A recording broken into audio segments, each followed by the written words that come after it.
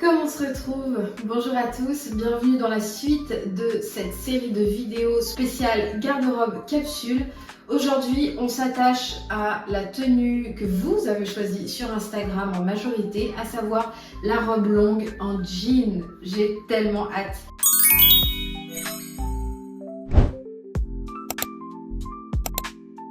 Elle sera en chambray et non pas en jean. Le jean que j'ai qui est un peu élastique, que j'ai dû vous montrer dans une vidéo il y a peu de temps. Celui-ci sera réservé à l'ensemble que je vous ai montré donc dans l'introduction à cette série. Donc l'ensemble jean et gilet un peu façon tailleur. Ce tissu je le réserve pour ce projet-ci qui aura lieu dans une vidéo je ne sais quand. Vous choisirez de toute façon. Mais aujourd'hui donc on s'attaque à ce joli chambray qui vient de chez les Coupons de Saint-Pierre. J'en ai donc 3 mètres. Il est assez fin et c'est ce que je voulais parce que c'est une robe qui est très longue déjà, qui est proche du corps. Je veux quelque chose qui se tienne certes, mais qui soit quand même confortable. On veut avant tout une robe d'été. Et puisque sur les photos d'inspiration de cette robe, il y a une espèce de liseré au milieu ainsi qu'au niveau des épaules. C'est un espèce de biais. Alors, j'ai l'impression que c'est du tissu sur la photo d'inspiration. Moi, je vais essayer de trouver du cuir. J'aimerais bien une petite bande de cuir qui fasse vraiment la seule ligne verticale de la robe, qui donne un peu ce côté un peu plus sculptural. Et pareil, au niveau des manches, je pense que c'est vraiment le détail qui peut vraiment faire la différence, donner quelque chose d'un peu plus luxueux à la tenue qui est pourtant très simple. Il va falloir aller en mercerie et fouiller, voir un petit peu ce qu'on trouve. Pour ce qui est du patronage, il y a tout juste une semaine maintenant, à l'heure en tout cas où je vous parle, la marque Belen Paris a sorti le patron Siwa, qui est juste absolument parfait pour mon inspiration. J'ai donc acheté le patron et je suis vraiment ravie à chaque fois. De toute façon, les livrets, les explications et surtout les déclinaisons de patrons sont vraiment très complets chez Belen. J'ai pas non plus énormément de patrons de chez Belen Paris, mais à chaque fois ce sont des explications claires et surtout une grande variation possible autour d'un même patron, et ça c'est quelque chose que j'apprécie totalement puisque finalement avec ce patron Siwa je vais pouvoir coudre et la robe et l'ensemble, du moins le gilet de l'ensemble en jean. J'ai donc déjà imprimé le patron, on va commencer par l'assemblage et également découper tout ça dans ce joli chambray. C'est parti! Voici donc le livret du patron Siwa. Comme vous voyez, il y a énormément de déclinaisons. Un petit détail un peu sympa qui est cette poche passe-poilée au niveau donc du buste. Moi j'adore faire des poches passe-poilées. De toute façon, lorsqu'on fera ensemble le gilet, j'en ferai 2 de chaque côté pour correspondre à mon image de référence. Mais c'est pas le sujet aujourd'hui. Bon, comme vous pouvez le voir, par contre, on est vraiment sur la même silhouette que ma photo de référence pour la robe. Donc je suis hyper contente. Pour ce qui est de la robe, donc moi elle sera simplement zippée à l'arrière, pas de boutonnage à l'avant. Donc on partirait plutôt sur ce modèle-ci, à savoir qu'en plus donc il y a cette petite couture ici dans lequel j'inclurai mon biais en cuir si toutefois je trouve exactement ce que je veux. Sur ma photo de référence, il n'y a pas d'autre empiècement. Vous voyez, le devant est fait vraiment certainement dans le pli du tissu et vous n'avez pas d'autres pinces, ou du moins ici même de pièces différentes. Mais je me tâte à pourquoi pas donc faire cet empiècement devant avec la découpe princesse. Moi j'aime les découpes princesse, je trouve que c'est très féminin. Et pourquoi pas jouer un petit peu avec les codes du jean et faire des surpiqûres tout le long de cette découpe princesse. Vous savez, des surpiqûres un petit peu contrastantes, dans une couleur un peu similaire à mon biais en cuir, ça pourrait être vraiment sympa. Donc pourquoi pas, c'est ce que j'ai en tête. Peut-être que je le ferai pas pour garder le côté très sobre de mon image de référence. Dans tous les cas, en mercerie, j'achèterai quand même ce qu'il faut pour faire des coutures contrastantes parce que j'en aurai besoin dans tous les cas pour l'autre ensemble. Comme ça, ce ne sera pas perdu. Il va donc me falloir un zip également. Et je pense que le tout doit être fermé soit par des parementures ou en tout cas j'irai voir ça un petit peu plus près dans le livret. Mais voilà, c'était donc pour vous montrer globalement ce qu'on va faire aujourd'hui. C'est parti, pour grader, j'utilise le petit crayon de ma fille et je vais simplement repérer donc les endroits où je vais élargir, donc à savoir au niveau de la poitrine en partant du 36. Je rejoins ensuite donc le 36 au niveau de la taille et je réouvre un petit peu au 38, voire un tout petit peu plus pour les hanches. C'est parti.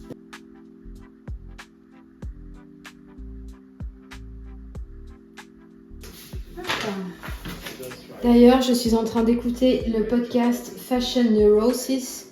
Si vous ne connaissez pas sur YouTube, je pense que vous le trouvez aussi sur Spotify.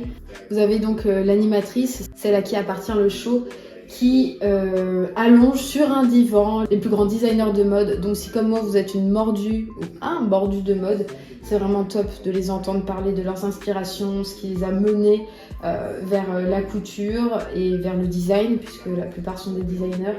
Enfin bref, peut-être que je vais vous le mettre en description, c'est plutôt connu, c'est tout en anglais par contre, mais ça vaut le coup. D'ailleurs je vous recommande fortement l'interview sur Christian Louboutin. Voilà, écoutez, allez voir ça. Bonjour à tous, hier je suis allée donc en mercerie pour chercher toutes les petites choses qu'il me fallait pour commencer et finir cette robe. Parce qu'à l'heure où je vous parle, j'ai toujours pas découpé mon tissu. J'ai toutes les pièces de patronage qui sont prêtes, on va donc découper et commencer à assembler un maximum aujourd'hui. J'ai complètement oublié de filmer hier en mercerie, pourtant je souhaitais le faire pour vous montrer un petit peu là où je vais et puis vous montrer tout simplement un petit peu le quotidien d'une couturière.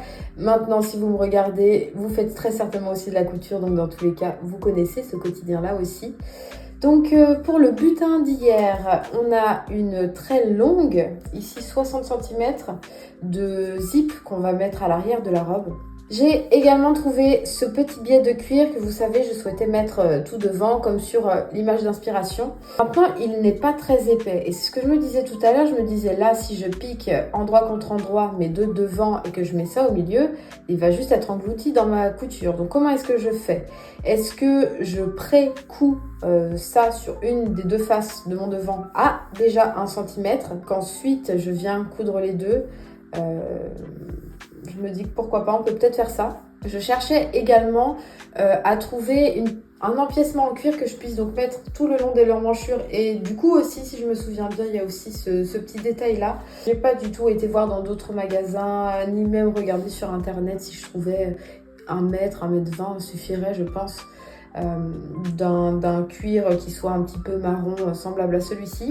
Je ne sais pas encore si je souhaite avoir des surpiqûres sur cette robe-ci, sachant que donc sur mon modèle il n'y en a pas.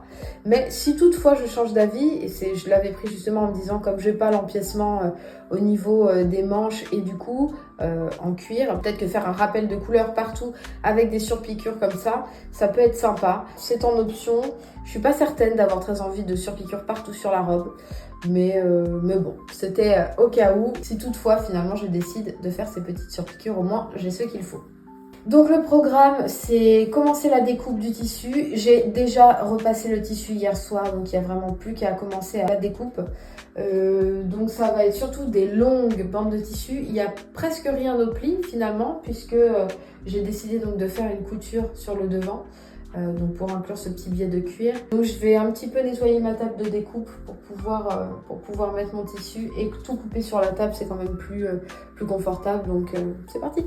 Un océan couleur jean. Non, franchement il est magnifique ce tissu, et vous le voyez très bleuté alors qu'il est un peu plus intense, presque violacé. Vous voyez, c'est vraiment le blue jean hyper foncé. Écoutez, je suis plutôt contente, j'ai réussi à caser tous les morceaux de la robe, en tout cas du corps de la robe, sur toute une seule longueur.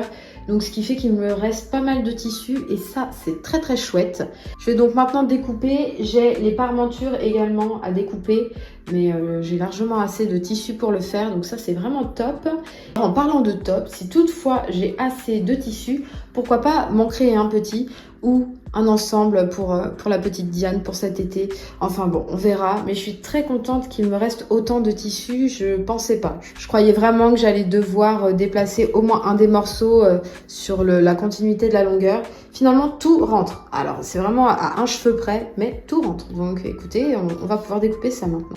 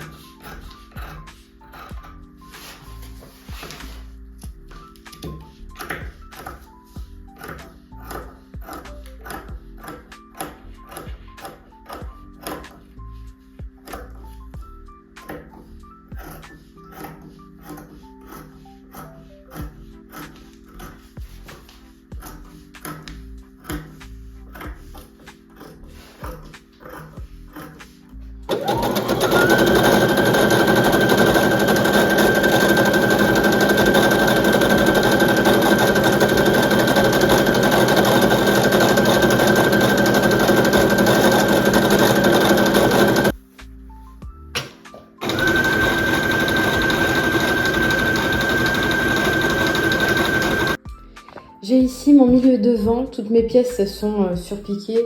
Je l'ai fait donc au point zigzag sur le contour de toutes les pièces de la robe. Et là, je vais à la craie et avec ma petite règle pointer 1 cm tout du long et essayer donc d'incruster ce petit biais de cuir tout du long. Je vais laisser 1 cm vacant ici pour la parmenture qui va venir ensuite se poser. Et puis voilà, on va voir, c'est vraiment un test. Je ne sais pas du tout ce que ça peut donner. On va essayer en tout cas. Pour vous montrer un peu, j'ai tout du long, voilà, épinglé cette petite bande de cuir. Je vais la passer en machine.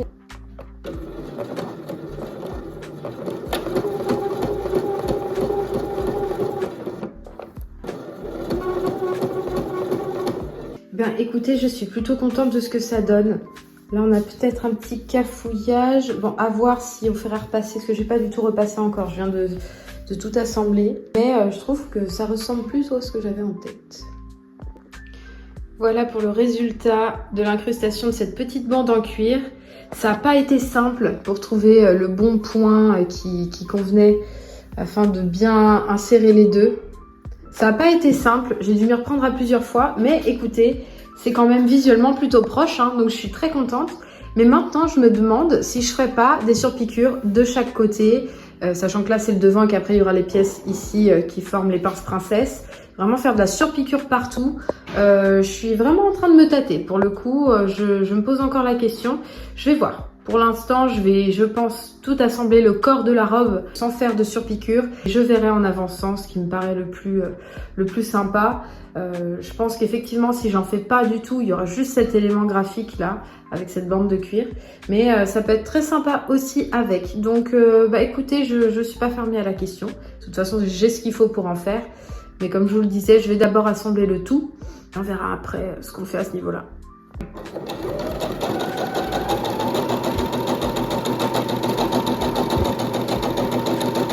Bon, voici un petit peu ce que ça donne. Ce devant, une fois fini, ou du moins assemblé avec les côtés. Un bon coup de fer pour tout mettre en place. Écoutez, je suis plutôt contente de ce que ça donne, ce petit lien en cuir. J'hésite à faire toutes les surpiqûres dans un fil contrastant, de la même couleur donc que ce petit biais. Puis je me dis que ça fera peut-être trop. Je vais juste garder ça comme ça pour l'instant. Puis si vraiment, de toute façon, les surpiqûres, je peux encore les faire avant de monter les parmentures. Donc voilà en tout cas, un bon bout de fait. J'ai tout épinglé maintenant les dos au côté dos sur les deux parties. Je vais passer ça en machine et ensuite on passera à la pose du zip de la fermeture éclair.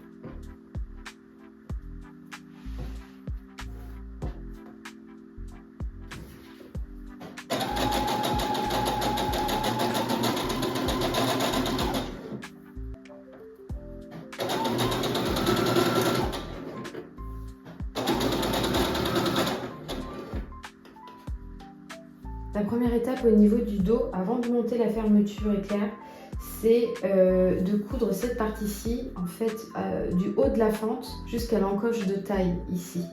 Voilà. Donc ces deux repères-là, vous les faites coïncider et vous cousez votre ligne au milieu. Là, je vais placer donc mon zip sur l'endroit à 1 cm. J'ai fait mes petits repères à la craie. Donc voilà, je vais faire ce petit zip des deux côtés.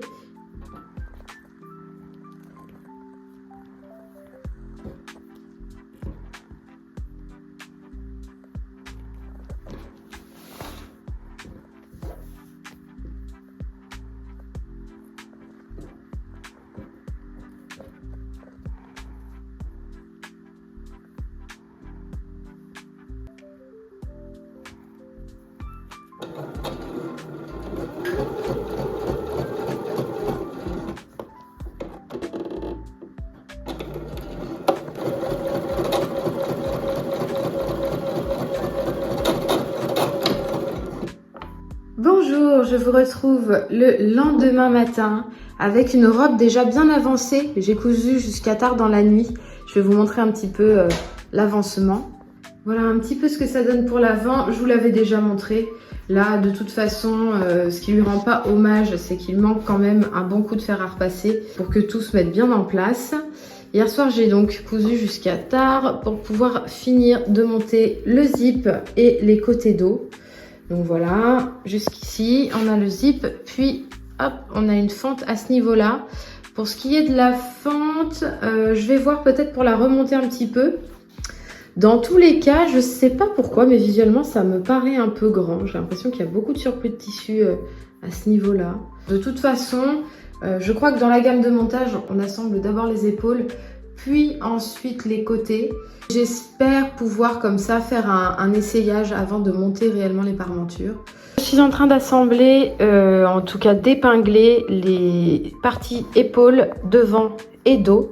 Ensuite, on passe à l'assemblage directement des parmentures. Et avant de faire ça, moi j'ai quand même bien envie de faire un premier essayage. Donc ce que je vais faire, c'est que je vais simplement passer un fil de bâti le long des côtés de la robe pour pouvoir l'enfiler et voir un petit peu ce que ça donne au niveau de la silhouette. Alors, comme je vous le disais précédemment, j'ai très envie de faire un premier essayage de la robe. Dans le livret, il est dit qu'à ce stade où on en est, donc je viens d'assembler les coutures d'épaule. J'ai aussi préparé toutes les parmentures, puisque vous savez, elles sont en plusieurs parties. C'est pas simplement une seule pièce de parmenture, puisque par exemple au dos, il y a un zip, donc la parmenture doit être fendue en son milieu. Donc voilà, il y a pas mal de petites pièces à assembler pour créer les parmentures de devant et de dos. Avant de les fixer dans la robe, puisque dans la gamme de montage, on vient les fixer puis coudre ensuite les côtés pour refermer le tout, je vais donc bâtir. C'est une technique qu'on utilise finalement peu en couture, je trouve, mais qui est centrale dans la couture tailleur. Étant formée aux techniques tailleur, c'est quelque chose que j'ai l'habitude de faire, notamment quand je souhaite avoir des essayages. Pour cela, j'ai aussi mon dé tailleur. Donc contrairement au dé de couture basique, il est juste fendu au bout pour qu'on puisse bien toucher la matière. Et ça, c'est un truc de débutant, mais on vient enrouler ça pour avoir, vous voyez, le doigt qui se positionne bien pour venir pousser. Puisqu'en fait, avec le détailleur, on positionne le doigt comme ceci, on pousse avec le côté du doigt. L'aiguille dans le tissu. Voilà un petit peu pour le côté technique. C'est quoi le fil de bâti? C'est un fil de coton en fait qui est très lâche, qui est très épais et hop, qui se casse comme ça, juste en tirant dessus. Donc ça permet dans les pièces tailleur, voilà, lorsque par exemple on a des essayages, de prémonter, je sais pas, par exemple les manches, et puis finalement si le tour de manche est un peu trop lâche et qu'on a besoin de raccourcir ou de remonter un peu, enfin bon, ça permet de pouvoir directement décrocher la matière. C'est avec ça aussi qu'on marque toutes les pinces, qu'on marque, je sais pas, les emplacements des poches, des passepoils, etc. À l'approche de l'hiver ou même de l'automne, à ce moment-là que je reprendrai très certainement la couture des pièces dites tailleur. Donc on parlera de ces techniques-là un petit peu plus en profondeur. Autre chose, je suis assise sur ma table puisque au tailleur, il y a cette, je dirais cette légende, mais en fait c'est plutôt une vieille tradition. Et ça c'est Scavini qui en parlait une fois et ça m'a marqué, donc je continue de le faire.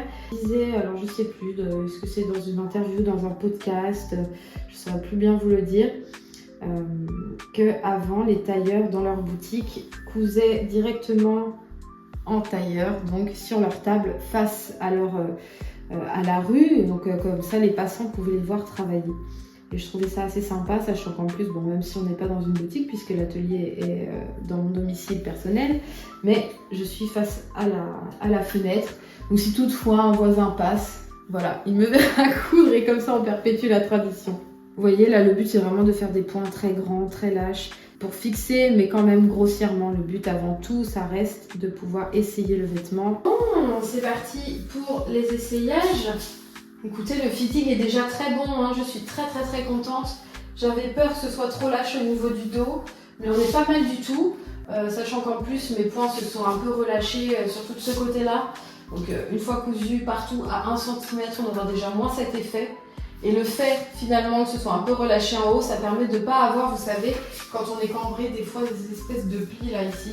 On pourrait légèrement recentrer la taille, mais encore une fois, mes points sont un peu relâchés. Donc, quand j'aurai vraiment fait la couture à 1 cm, il se peut que ça revienne directement se placer comme il faut. Sinon, je viendrai cranter un petit peu plus, c'est pas un problème.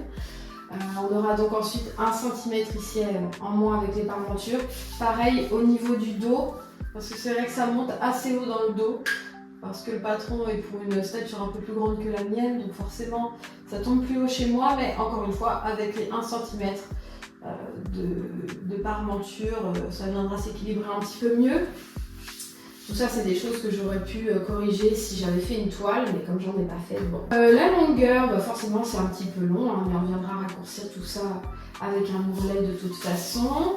Et la fente est plutôt bien placée, je voulais peut-être la monter un peu, mais c'est peut-être pas nécessaire, elle arrive pile derrière le genou, c'est au moins confortable et ça permet de marcher très, très facilement. Donc on va sûrement la laisser comme ça. Non, franchement je suis très contente, hein. Très bon fitting. Voilà, les parmentures sont prêtes. J'ai refait la même chose que sur ma robe rose dans la vidéo défi couture. J'avais fait ça aussi, c'est-à-dire juste un petit repli de 0,5, vous voyez, à l'intérieur de la parmenture. Que je viens piquer, ça permet d'avoir quelque chose de très propre, voilà, au niveau du bas de la parmenture seulement, parce que le reste sera cousu, donc on ne le verra pas. Mais pour le bas, donc de toutes les pièces, donc ici on a les pièces dos qui sont coupées puisque on a le zip, donc il y en a une qui va venir se placer à gauche, l'autre à droite. Voilà pour cette partie-ci. Dans le livret, on nous propose autrement de mettre un biais sur tout le bas, ou simplement de laisser le point de surjet.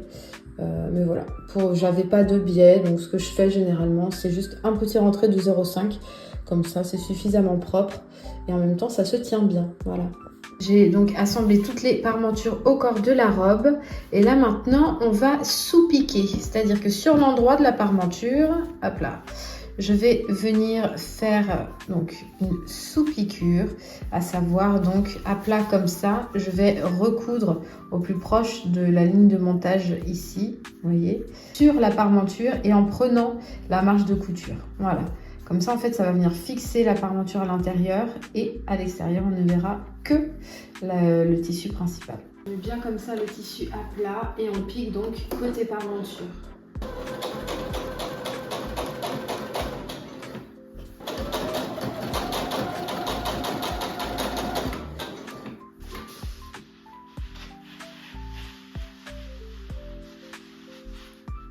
Là, je suis en train d'utiliser la technique du burrito, vous savez. Donc, j'ai toute l'intérieur, l'autre partie de ma robe qui est dans ce petit bout-ci. Et là, donc, je suis en train d'épingler la parmenture au tissu principal. Donc, j'ai déjà fait le premier côté. Ça, c'est le deuxième côté. Je vais piquer donc à 1 cm. On va pouvoir retourner et repasser le tout. Après, on n'aura plus qu'à piquer les côtés.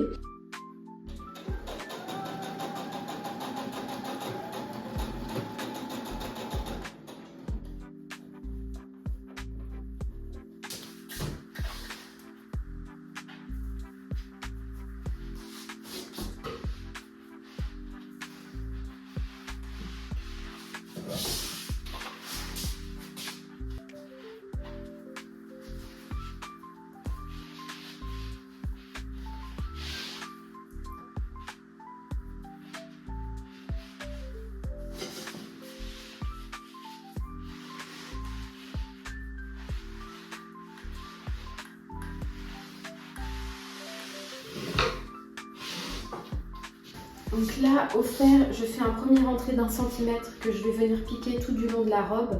Ensuite, je vais l'essayer, je vais voir à combien je dois faire le deuxième rentré. Et de ce deuxième rentré, je pourrais calculer ma petite encoche de fente. Je vous montrerai. Mais donc voilà, déjà un premier rentré d'1 cm. C'est pour que ce soit bien propre à l'intérieur, déjà dans un premier temps.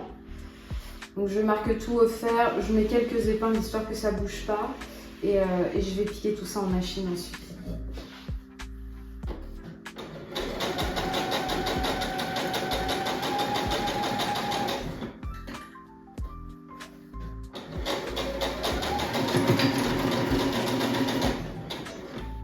Bon, petit essayage. Bon, vous voyez une petite Diane qui est cachée derrière le miroir. En tout cas, voilà le premier essayage quasiment fini de la robe. Et je dois vraiment dire que je suis hyper fan. Le fitting est très très bon. Hop. Ah bah il y a toute la famille, il y a le chien derrière aussi. Coucou Titi. Donc je pense que je vais enlever en bas quelque chose comme 3-4 cm. Ouh là là, ouh là là. Attention le mur. Merci Diane. Et 3-4 cm en bas, ce sera suffisant. Parce que là c'est vraiment trop long quand même. Je suis à deux doigts de marcher dessus, c'est pas confortable. Par contre en parlant de confort, c'est vraiment dingue. La forme est top, je la trouve très très belle. Et en même temps avec ce chambray c'est léger. Enfin c'est franchement un bonheur. Donc là, dernière étape, on va faire cet ourlet, ce qui me permettra ensuite de pouvoir faire la fente, puisqu'elle est encore à vif là, enfin elle est pas cousue. Ensuite, bah, un bon coup de repassage quand même, ça lui fera du bien, ma foi. Là, les parmentures, je referai un petit point dans la couture ici, de chaque côté, pour bien les plaquer. Je suis en train de me dire, comme on est vraiment à la fin de cette robe, et qu'il me reste du tissu. Ma petite Diane, est-ce que tu voudrais un ensemble aussi dans le tissu comme ça? Oui. Oui, ça te plairait? Ouais, bon bah alors on fera un short et un t-shirt? Je pense que j'aurai assez pour faire ça. On va voir pour finir la vidéo avec une tenue enfant qui n'était pas prévue. La robe est finie. Vous savez quoi? Avant de vraiment vous tourner mon petit bilan de vidéo comme j'ai l'habitude de vous faire et de clôturer cet épisode, pourquoi pas finir vraiment tout ce tissu en faisant un petit ensemble pour Diane. Je me suis dit ça tout à l'heure en finissant la couture de la robe. Et puis vous l'avez vu, elle était avec moi, elle en voulait une aussi. Donc c'est parti, je lui fais son petit ensemble. Je vais faire un short et je vais prendre pour base le bas de la combinaison que je lui ai faite, que vous pouvez voir dans ce bilan couture, le dernier bilan couture. Et au niveau du haut, je vais simplement reprendre un t-shirt à elle qui lui va bien, avec des petits froufrous ici. Et également dans ma mercerie, j'ai ça, des petites fleurs là comme ça pour le bas du t-shirt. Je trouve que ça peut être très très mignon. C'est parti, on finit finalement non pas une tenue, mais deux tenues pour la garde-robe capsule de Diane et moi finalement. C'est parti. Alors, j'ai patronné rapidement le petit t-shirt de ma fille. J'en ai fait un au pli, ce sera l'avant. Celui-ci sera l'arrière. D'ailleurs, maintenant que je le vois, je voulais quand même ajouter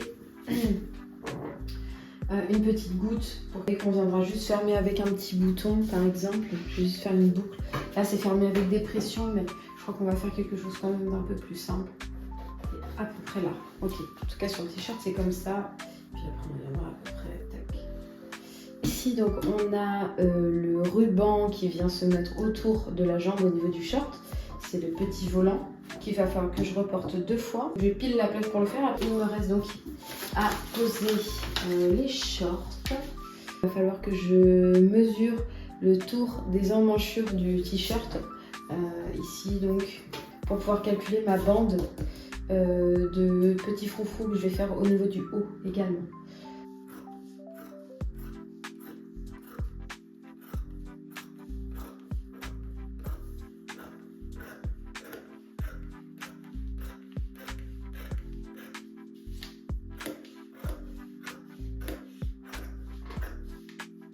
J'ai toutes mes pièces que j'ai découpées ici et ici. J'ai donc là le t-shirt avec les petits volants qui vont venir. Ici c'est la ceinture du short et l'autre partie du short. Je vais tout surjeter et ensuite je vais commencer à assembler en commençant par le short. Alors, hier soir j'ai bien avancé. J'ai très peu filmé mais je vous l'avais dit donc je voulais faire un petit ensemble dans le reste de tissu que j'ai utilisé pour la robe. Pour ma fille, donc j'ai d'abord tout surjeté. J'ai ensuite assemblé le short et le haut. Le petit haut il est comme ça et pour pouvoir passer la tête, j'ai fait une goutte ici à l'arrière. Il faut que je trouve un système pour pouvoir, peut-être juste avec un petit lien, remarquez, un petit lien qui viendrait nouer dans le dos. Pourquoi pas? Je pense à ça là tout de suite. Et j'ai également ici. Bon, on dirait que c'est à jeter, mais non, ce sont tout ce qui est volant en fait. Donc là, ce sont les volants que je vais venir incruster ici, autour de manches, que j'ai, vous voyez, j'ai piqué pour pouvoir avoir une finition propre. Donc ici, également pareil au niveau du bas du short, qui aura donc son petit volant aussi. Avant de passer aux ourlets, je vais quand même déjà passer, donc ça c'est la ceinture qui va venir se mettre ici autour du short dans laquelle ensuite on viendra passer l'élastique. Normalement, pour ce qui est des élastiques au niveau de la taille, que ce soit pantalon, short, peu importe, on met plutôt quelque chose d'assez épais, vous voyez, un élastique plutôt large, ça permet d'avoir plus de confort. Mais le problème c'est que là, alors je pourrais recouper la pièce, mais vu que j'ai envie de tout finir rapidement, ça va faire juste une toute petite ceinture, donc je vais mettre, tant pis, quelque chose de fin. Celui-là en plus il est élastique mais il est assez doux, donc ça devrait le faire au niveau de la taille. Puis si jamais je vois que ça convient pas, je changerai. Il me faut donc, hop là, 50 cm.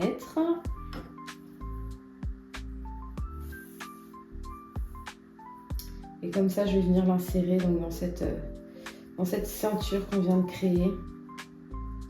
J'ai déjà mon élastique de près, c'est celui que je vais insérer hop, dans le short. D'abord, je vais passer au fer. Je vais en fait, comme ça, hop là, faire un petit rentré de 0,5 que je vais venir piquer tout du long en laissant juste un petit espace pour venir insérer donc mon élastique. Alors, j'ai fini le short, enfin du moins l'élastique est posé, il va me rester à faire les volants. Voilà pour le short. Ici là au niveau du t-shirt, j'avais donc cette espèce de petite fleur qui était à ma grand-mère. Je l'ai retrouvée dans ses vieilles boîtes de mercerie et de fil qu'elle avait chez elle. Et donc je lui ai piqué ça et je me suis dit que j'allais en faire quelque chose pour Diane. Mais voilà, j'ai essayé de tout piquer à la machine, c'est trop compliqué.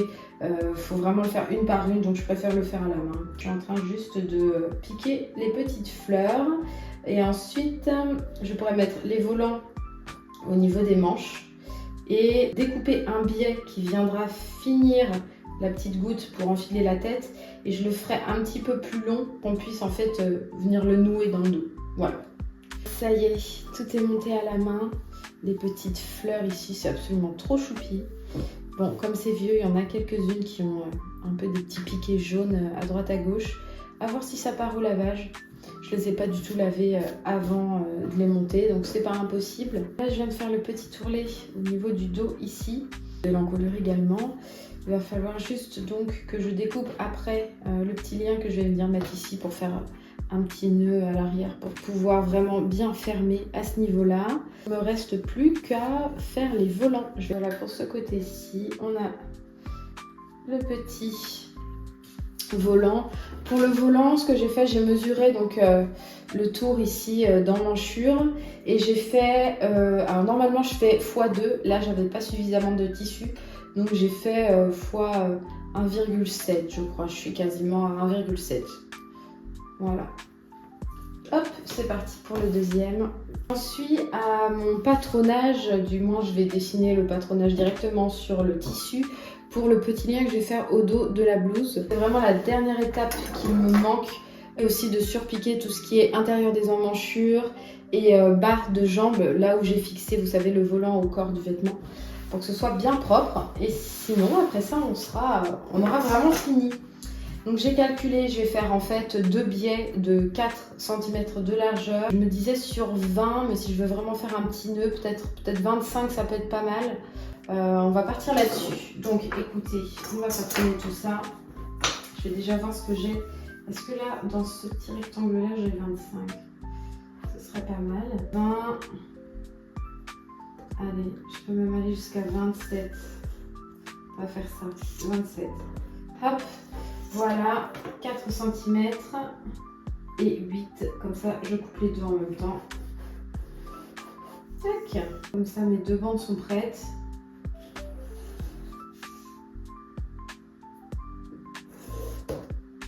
Donc en fait je vais simplement les plier comme du biais.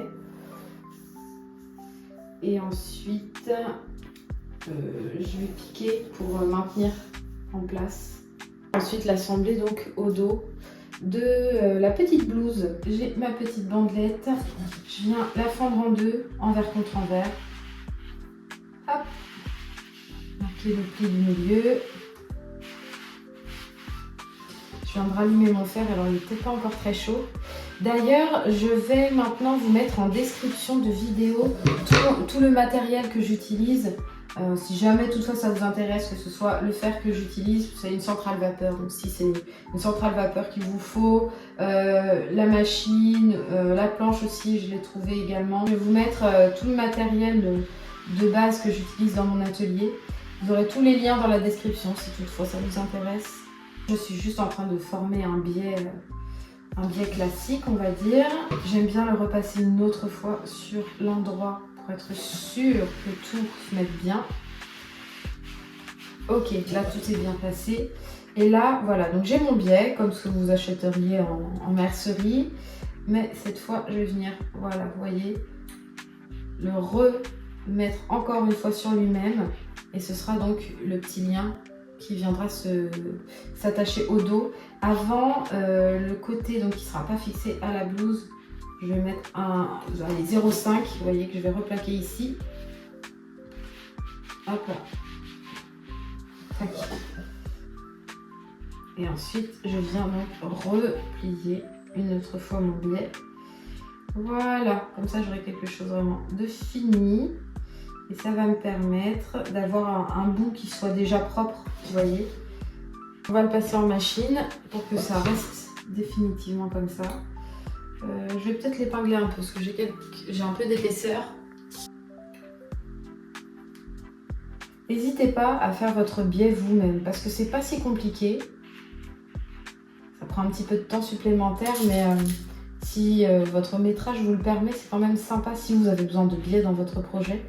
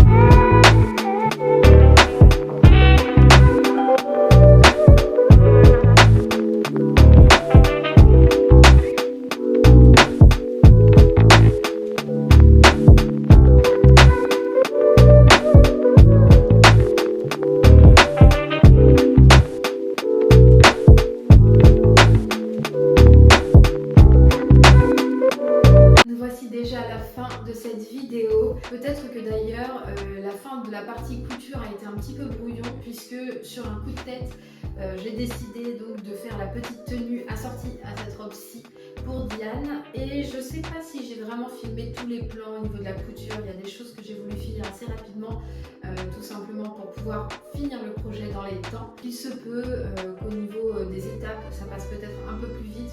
Vous n'avez peut-être pas vu toutes les finitions, mais c'est pas grave puisque vous les avez vues porter juste avant. Un petit bilan très rapide, je suis absolument fan de cette robe, elle est magnifique. J'ai l'impression que je vous dis ça à chaque fin de couture.